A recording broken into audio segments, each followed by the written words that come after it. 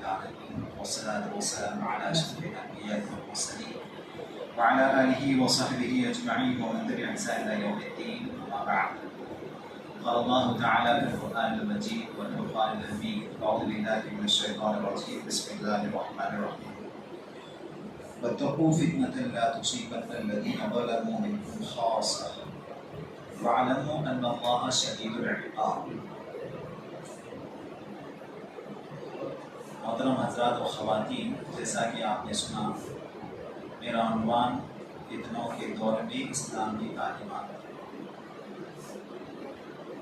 جو آیت میں نے آپ لوگوں کے سامنے تلاوت کی، یہ سورہ انفال کی آیت ہے، جس میں اللہ رب العالمین اہل ایمان سے، یعنی ہم سب سے مخاطب ہو کر کہا، بلکہ ایک پیغام دیا اللہ تعالیٰ نے. کہا کہ ڈرو اللہ سے، واتقوا فتنة لا تصيبن الذين ظلموا منكم خاصة. آگاہ رہو، ہوشیار رہو ایسے فتنوں سے جو تم میں سے صرف اور صرف ظالموں کو ہی پہنچنے والا نہیں ہے. اللہ تعالیٰ کہتا ہے وَاعْلَمُوا أَنَّ اللَّهَ شَدِيدُ الْعِقَابِ، یاد رکھو اللہ بڑا سخت عذاب دینے والا ہے. اس آیت میں اللہ رب العالمین نے مجھے اور آپ کو، ہم سب کو یہ پیغام دیا. کہا اللہ نے کہ جب کوئی فتنہ آتا ہے تو فتنے کی عزت میں صرف ظالم ہی آنے والے نہیں. جب کوئی فتنہ رونما ہوتا ہے، کوئی مصیبت آتی ہے، تو صرف اور صرف گنہگاروں پر ہی آنے والی نہیں، بلکہ اس کی عزت میں ہر کوئی آنے والا ہے. نیک انسان بھی اس کی عزت میں آئے گا، اچھا انسان بھی اس کی عزت میں آئے گا، متقی بھی اس کی عزت میں آئے گا. لیکن اللہ کہتا ہے کہ ہوشیار رہنا. جب یہ مصیبت آئے، جب فتنہ آئے، تو آگاہ رہنا، اس سے پوری بچنے کی کوشش کرتے رہنا. اور پھر اللہ رب العالمین نے یہ بات کہی، فَاعْلَمُوا، جان رکھو، أَنَّ اللَّهَ شَدِيدُ الْعِقَابِ، یقیناً اللہ بڑا سخت سزا دینے والا ہے. مطلب یہ ہے کہ جو مصیبت آتی ہے، جو فتنہ آتا ہے، تو یہ انسانوں کے گناہوں کے سبب، اس کے کرتوتوں کے سبب، ان کے آئے دن جو برائی میں ملوث ہو رہے ہیں، نیکیوں سے جو دور ہو رہے ہیں، اس کے سبب یہ فتنے آتی ہیں. اللہ ایسے ہی یہ فتنوں کو نہیں لاتا، اور یہ فتنے ایسے ہی نہیں آتی. جب گناہ بڑھتے جاتے ہیں، انسان اللہ سے دور ہوتا ہے، اللہ سے کٹ جاتا ہے، بے رخی اختیار کرنے لگتا ہے، عمل میں کمی ہوتی ہے، عمل کو چھوڑ دیتا ہے، تو خود بخود یہ فتنے آنے لگتے ہیں، بلکہ یہ انسانوں کے گناہوں کے سبب ہوتے ہیں. سوال یہ ہے کہ یہ فتنہ کسے کہتے ہیں؟ سوال یہ ہے فتنہ کسے کہتے ہیں؟ فتنے کا مطلب یہ ہے ایسے ماحول کو، ایسے حالات کو جو انسان کے عقیدے کے لیے چیلنج بن جائے، انسان کے عقیدے کے لیے چیلنج بن جائے، اس کے ایمان کے لیے چیلنج بن جائے، بلکہ اس کے دین کے لیے چیلنج بن جائے، اس کے عمل کے لیے چیلنج بن جائے، اس کے اخلاق کے لیے، کردار کے لیے چیلنج بن جائے. ایسے ماحول میں وہ اپنے عقیدے کی حفاظت کرنا اس کے لیے چیلنج بن جاتا ہے. ایسا ماحول جب آتا ہے تو انسان یہ سوچ میں پڑ جاتا ہے کہ میں اپنے عقیدے کو کیسے بچاؤں، میں اپنے دین کو کیسے بچاؤں، اپنے عمل کو کیسے بچاؤں. تو اسے وہ فتنہ کہا جاتا ہے، ایسے ماحول کو فتنہ کہا جاتا ہے. یقیناً پیارے نبی صلی اللہ علیہ وسلم نے کتب احادیث جب آپ پڑھیں گے تو آپ دیکھیں گے نبی صلی اللہ علیہ وسلم نے پیشن گوئی دی کہ آخری زمانے میں بہت سارے فتنے آئیں گے، بہت سارے فتنے آئیں گے، بلکہ ایسا اس طریقے کے ساتھ، اتنی سرعت کے ساتھ، اتنی طاقت کے ساتھ آئیں گے کہ انسان کا بچنا اس سے مشکل ہو جائے گا، اس سے بچ نہیں پائے گا انسان. اللہ کے نبی صلی اللہ علیہ وسلم نے یہ فتنوں کو، اس کی سرعت، اس کی طاقت، اس کی تیزی کو بتانے کے لیے اللہ کے نبی صلی اللہ علیہ وسلم نے کئی ایک تمثیل بھی بتایا، اللہ کے نبی مثالیں بتائی کہ رات کی تاریکی کے ٹکڑیوں کے مانند یہ فتنے آئیں گے. کہیں اللہ کے نبی صلی اللہ علیہ وسلم نے فرمایا بارش کے قطرے جیسے گرتے ہیں ایک کے بعد ایک، ایک کے بعد ایک، مسلسل گرنے لگتے ہیں، ویسے ہی یہ فتنے آئیں گے۔ کہیں اللہ کے نبی صلی اللہ علیہ وسلم نے کہا سمندر کی موجوں کی جو طاقتیں ہوتی ہے، سمندر کی موج جیسے آتی ہے ایک کے بعد ایک، ایک کے بعد ایک، اور جتنی طاقت یہ موجوں میں ہوتی ہے ویسے یہ فتنے آئیں گے۔ کہیں اللہ کے نبی صلی اللہ علیہ وسلم نے حصیر کی کاڑی کی مثال دی۔ حصیر کی جو کاڑی ہوتی ہے، ایک کاڑی جب کھینچ دی جاتی ہے تو دوسرے کاڑیاں نرم پڑ جاتے ہیں، خود بخود وہ کاڑیاں نکلتے چلے جاتی ہے اور یہ پوری حصیر ختم ہو جاتی ہے۔ بالکل ویسے ہی یہ فتنوں کا معاملہ ایسے ہی ہے، جب کوئی فتنہ آتا ہے تو ایک فتنہ اس کے بعد آئے گا، پھر دوسرا فتنہ اس کے بعد آئے گا۔ بلکہ اللہ کے نبی صلی اللہ علیہ وسلم نے فرمایا کہ ہر آنے والا فتنہ گزرے ہوئے فتنے کو چھوٹا کر دے گا، ہر آنے والا فتنہ بڑا ہوگا گزرے ہوئے فتنے سے۔ اللہ کے نبی صلی اللہ علیہ وسلم نے کوشش کی ان حالات میں یقیناً یہ فتنے کس شکل میں آئیں گے، اگر آپ دیکھیں گے حالات کا بھی جائزہ لیں گے تو یہ مختلف شکل میں آ سکتے ہیں۔ یہ فتنے اتنی شکلیں ہیں اس کی، آپ اس کو غور سے دیکھیں گے تو ہر چیز میں آپ کو فتنہ نظر آئے گا۔ جیسے مثال کے طور پر عہدہ و منصب کی شکل میں فتنہ ہے۔ عہدہ و منصب یقیناً ایک بڑی اعزاز کی بات ہے، لیکن یہ فتنہ اس قدر ہے کہ ہر کوئی یہ چاہتا ہے کہ میں عہدے پر بیٹھوں، کرسی کی طلب میں وہ ہر ممکن کوشش کرتا ہے، اس اقتدار کو پانے کے لیے ہر ممکن کوشش کرتا ہے۔ یہ ہے عہدہ و منصب کا فتنہ، کرسی کا فتنہ۔ اسی طریقے سے دولت کا فتنہ کہا اللہ کے نبی صلی اللہ علیہ وسلم۔ دولت کا فتنہ اس قدر ہوتا ہے کہ انسان دولت کی چاہ میں، دولت کی خواہش میں حلال حرام کی تمیز نہیں کرتا، وہ جو چاہتا ہے کر بیٹھتا ہے۔ یہ کوشش کرتا ہے کہ کسی بھی طریقے سے میں مال کماؤں، اور اس کی طلب کرنے کے لیے وہ ہر چیز کو اپنا لیتا ہے، حلال حرام کی تمیز نہیں کرتا۔ اسی طریقے سے شہرت کا فتنہ ہے۔ شہرت کا فتنہ، انسان مشہور ہونے کے لیے آج بھی آپ دیکھیں گے کہ انسان شہرت کے لیے کیا کیا کوششیں نہیں کر رہا۔ کوئی معلوم ہوا کہ یہاں مجھے شہرت ملنے والی ہے، وہاں پہنچ گیا۔ حتیٰ کہ آپ دیکھیں گے ایسی جگہ جہاں شریعت نے روک کر رکھا یہاں مت جاؤ، لیکن انسان شہرت پانے کے لیے وہاں پہنچ جاتا ہے اور یہ کوشش کرتا ہے کہ مجھے لوگ عزت کریں، تکریم کریں اور شہرت مجھے حاصل ہو، وہاں پہنچ جاتا ہے۔ یہ شہرت کا فتنہ ہے۔ اسی طریقے سے عورت کا فتنہ ہے۔ ہر چیز میں اگر آپ دیکھیں گے جن چیزوں سے شریعت نے روکا، ان شریعت کے ان معاملات میں اگر انسان اپناتا ہے وہ حقیقت میں فتنہ ہے۔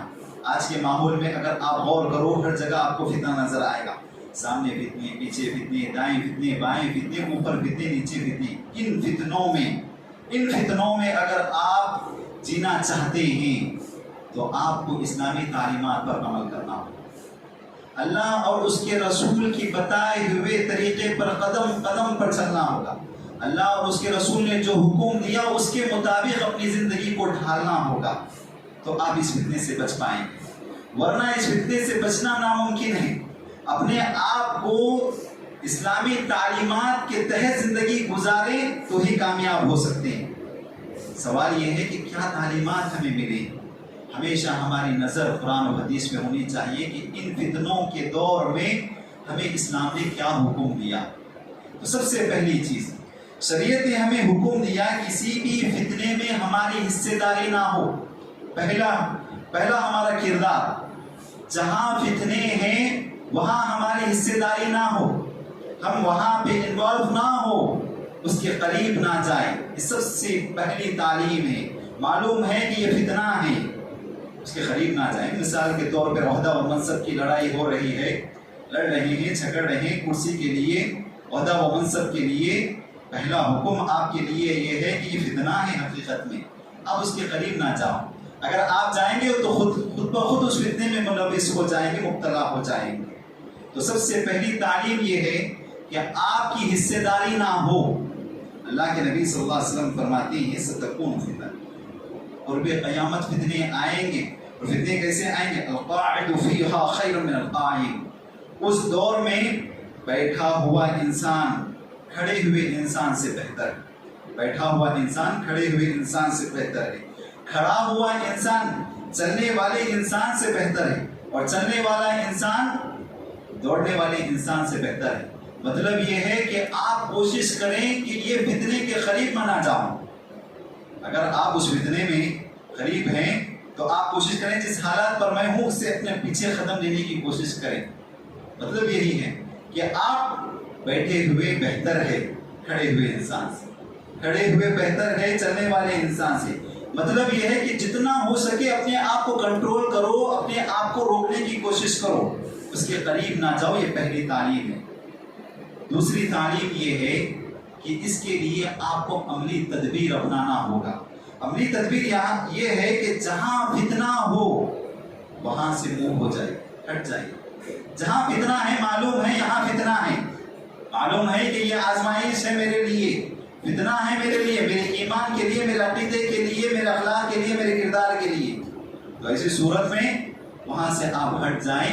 یہ ہمارے لیے بہتری ہے. اللہ کے نبی صلی اللہ علیہ وسلم نے پیشن گوئی دی، کہا کہ ایک زمانہ آئے گا انسان کے مال کے لیے، مومن کے مال میں سب سے اچھا مال وہ ہوگا جس کے پاس کچھ بکریاں ہیں اور وہ بکریاں لے کر کسی جنگل کی طرف رخ کر دیا. ماحول کو دیکھ لیا یہاں فتنے ہیں، وہ دیکھنے کے بعد کیا کیا، وہ اپنا سب کچھ لے کر جنگل کی طرف رخ کر دیا اور وہاں اپنی زندگی گزارنے لگا.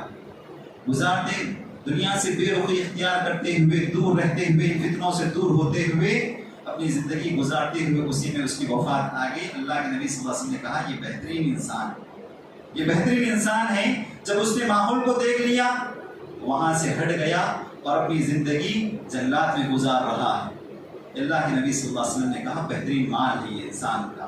بلکہ اللہ کے نبی صلی اللہ علیہ وسلم ایک صحابی رسول جن کا نام محمد بن اسلمہ رضی اللہ تعالیٰ، ان کے تعلق سے اللہ کے نبی صلی اللہ علیہ وسلم نے فرمایا یہ میرے وہ صحابی ہے جو کبھی فتنوں کی زد میں نہیں آئیں گے. اللہ کے نبی صلی اللہ علیہ وسلم نے اس صحابی کے تعلق سے کہا کہ کبھی یہ فتنوں کے زد میں نہیں آئیں گے. ہوا یوں کہ دور خلافت کا آخری دور تھا. ہم سب جانتے ہیں کہ اس وقت کچھ غلط فہمیوں کی بنا پر صحابہ میں بھی اختلاف ہوئے، جنگ ہوئے آپسی اختلافات کی بنا پر. تو اس وقت انہوں نے یہ ماحول دیکھ لیا. ماحول دیکھنے کے بعد جو وہ مدینے کے رہنے والے تھے مدینے سے نکل کر جنگل کی طرف رخ کرتے، مدینے کے پہاڑوں کی طرف رخ کرتے. وہ صحابہ کو معلوم ہوا کہ مدینہ چھوڑ کر نکل گئے ہیں تو وہ ان کے پاس گئے اور گزارش کرنے لگے آپ واپس آ جائیے. انہوں نے کہا کہ اس فتنوں کے دور میں وہاں نہیں جی سکتا، وہاں نہیں جی سکتا. اور کر دیکھیے اللہ کے نبی صلی اللہ علیہ وسلم نے جس صحابی کے تعلق سے کہا کہ یہ انہیں فتنے چھین نہیں سکتے، فتنوں کی زد میں یہ کبھی نہیں آئیں گے، ان کا معاملہ یہی تھا کہ جہاں فتنے ہوئے وہاں سے ہٹ گئے. تو دوسری تدبیر ہماری یہ ہونی چاہیے. پہلی تدبیر ہماری حصے داری نہ ہو کسی بھی فتنے میں، ہم بھی اس میں داخل ہو جا رہے ہیں تو کوئی معنی نہیں. وہ یقیناً اگر ہم جہاں فتنے ہیں ہم بھی حصے میں چلے جا رہے ہیں، ہم بھی اس میں انوالو ہو رہے ہیں، یہ کتنی غلط بات ہے. دوسری تو جتنا ہو سکے اپنے آپ کو یہ کوشش کریں کہ میری حصے داری نہ ہو. دوسرا معاملہ میرا اور آپ کا یہ ہونا چاہیے، عملی تدبیر ہونی چاہیے. عملی تدبیر یہ ہے کہ آپ وہاں سے منہ ہو جائیے، وہاں سے ہٹ جائیے، یہ سب سے بہتر ہے. اور اسی کے ساتھ ساتھ تیسری تعلیم جو شریعت نے ہمیں دی ہے، فتنوں کے زد میں انسان ہو نہ ہو، یہ ماحول میں ہو نہ ہو، کہیں نہ کہیں وہ انوالو ہو ہی جاتا ہے. یہ ایسا ماحول ہے ہم نہ چاہتے ہوئے بھی اس ماحول میں ہم ملوث ہو ہی جاتے ہیں. اب غور کر دیکھیے کتنے فتنے ایسے ہیں ہم نہ چاہتے ہوئے بھی اس کو ان فتنوں میں کی زد میں آ گئے. مثال کے طور پر سوشل میڈیا کا دور ہے.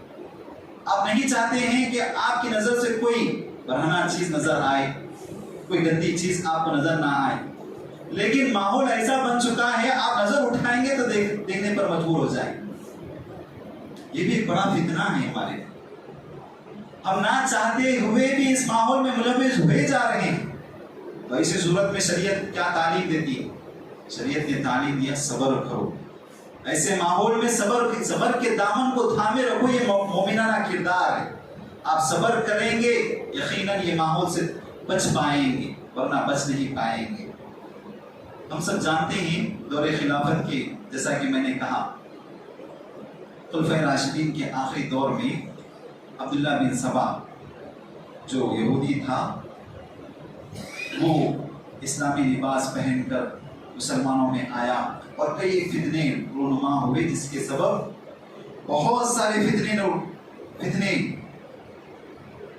برپا ہوئے، جس کے بعد کئی ایک فتنے دنیا میں چلتے رہے، لیکن ان فتنوں کے اس دور میں ایک ظالم بھی آیا جس کا نام حجاج بن یوسف تھا۔ آپ نے سنا ہوگا، تاریخ لکھنے والوں نے لکھا یہ وہ ظالم تھا جس نے کئی ایک علماء کا قتل کیا، 1 لاکھ سے زائد علماء کا اس نے قتل کیا۔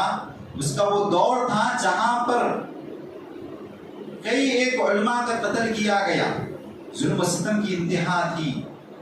اس دور میں بھی کچھ صحابہ ایسے تھے جو بحیات تھے۔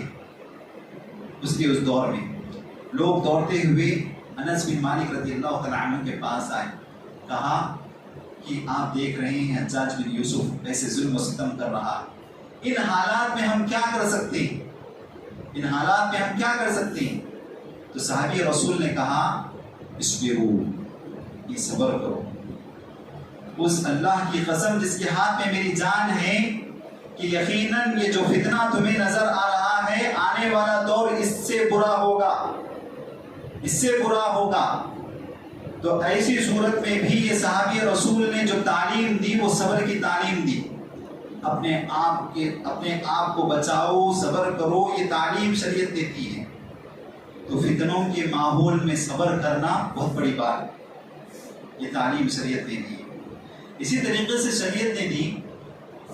شریعت نے جو تعلیم دی کہ اگر تمہارے اندر طاقت ہو، قوت ہو، اتنی سکت ہو کہ تمہیں اس فتنے کو ختم کرنے، کچلنے یا اس کی آگ کو کم کرنے یا اس کو ختم کرنے کی اللہ نے تمہیں صلاحیت دی، تو تم آگے بڑھو، اس فتنے کو ختم کرنے کی کوشش کرو۔ اور یہ معمولی بات نہیں ہے، یقیناً جس کے اندر عقل مندی ہوگی، جو صاحب بصیرت ہوگا، جو عالم دین ہوگا، دین کی سمجھ ہوگی، اسے معلوم ہے کہ اس فتنے کو کیسے ختم کیا جا سکتا ہے۔ تو شریعت نے کہا اگر تمہارے اندر طاقت ہے، قوت ہے اور تم اس کو ختم کر سکتے ہو تو ایسی صورت میں اس فتنے کو ختم کرنے کی کوشش کرنی چاہیے۔ اس کی ایک مثال میں آپ کو دیتا ہوں۔ حسن بن علی رضی اللہ تعالیٰ عنہ، نواسۂ رسول اللہ کے نبی صلی اللہ علیہ وسلم، ہم سب جانتے ہیں کہ جب حضرت عثمان رضی اللہ تعالیٰ عنہ کو شہید کر دیا گیا تو اس وقت کچھ غلط فہمیوں کی بنا پر، کچھ یہودیوں کی سازش کی بنا پر مسلمانوں کے 2 گروہ ہو گئے۔ کچھ لوگ حضرت علی رضی اللہ تعالیٰ عنہ کے پاس، کچھ لوگ حضرت امیر معاویہ رضی اللہ تعالیٰ عنہ کے پاس۔ دونوں میں آپس میں جنگ ہونے لگی، اس قدر کے خون صحابہ میں آپس میں جدال ہونے لگا، لڑنے لگے۔ جب حضرت علی رضی اللہ تعالیٰ عنہ کی وفات ہوئی تو اس وقت حضرت حسن رضی اللہ تعالیٰ عنہ کو قیادت ملی۔ تو جب انہوں نے دیکھا کہ مسلمان 2 حصوں میں تقسیم ہیں، بٹے ہوئے ہیں، اصحاب بصیرت دیکھیے، وہ جب دیکھتے ہیں کہ مسلمانوں میں اختلاف ہے، انتشار ہے، تو انہوں نے کیا کیا؟ فوراً امیر معاویہ کو خط لکھتے ہیں، آپ میرے پاس چلے آئیے۔ کہتے ہیں آپ میرے پاس چلے آئیے، میں یہ نہیں چاہتا ہوں کہ مسلمان 2 حصوں میں تقسیم ہو جائیں، میں آپ کے ہاتھ پر بیعت کرتا ہوں، آپ کو امیر مانتا ہوں۔ انہوں نے اپنی قیادت کو، اپنی کرسی کو ان کے حوالے کر دیا، اور آپ جانتے ہیں جان کی قربانی آسان ہو جاتی ہے، کہ کرسی کی جو قربانی ہوتی ہے بہت بڑی بات ہے، انسان یہ کرسی کے لیے اپنی جان کی قربانی بھی دے دیتا ہے، لیکن حسن رضی اللہ تعالیٰ عنہ نے عہدے و منصب کی قربانی دی، امت کے ایک ہونے کے لیے انہوں نے اپنی کرسی کی قربانی دے دی۔ اللہ کے نبی صلی اللہ علیہ وسلم نے پیشن گوئی دی، کہا تھا مجھے امید ہے کہ میرے اس لڑکے سے اللہ رب العالمین 2 گروہوں کے درمیان اتحاد پیدا کرے، اختلاف رہے گا، اس بچے کے ذریعے اللہ رب العالمین اتحاد پیدا کرے گا۔ اور اللہ کے نبی صلی اللہ علیہ وسلم کی پیشن گوئی سچائی۔ تو اختلاف و انتشار کے وقت، یہ فتنوں کے اس دور میں میرا اور آپ کا کردار یہ ہونا چاہیے، اللہ نے صلاحیت دی، طاقت دی، تو کم سے کم اس فتنے کو ختم کرنے کی کوشش کریں، اس کو مٹانے کی کوشش کریں، کم کرنے کی کوشش کریں، کہ اگر اللہ نے ہمارے اندر یہ صلاحیت دی۔ اسی کے ساتھ ساتھ جو شریعت نے ہمیں فتنوں کے دور میں جو تعلیمات دی ہیں، ان تعلیمات میں ایک تعلیم یہ ہے، عافیت کے وقت کو غنیمت جان۔ اللہ نے موقع دیا ہے تو کثرت سے اللہ کی عبادت میں لگ جاؤ۔ یہ عبادتیں ہی فتنوں سے بچنے کا ذریعہ ہے۔ جتنا ہو سکے خوب اللہ کی عبادت کرو، اپنے آپ کو اللہ سے جوڑو، اللہ اس فتنوں سے تمہیں دور رکھے گا۔ خوب اللہ کی عبادت کریں گے، فتنوں سے دور ہو کر رہیں گے۔ جتنا ہو سکے عبادت کرتے رہو۔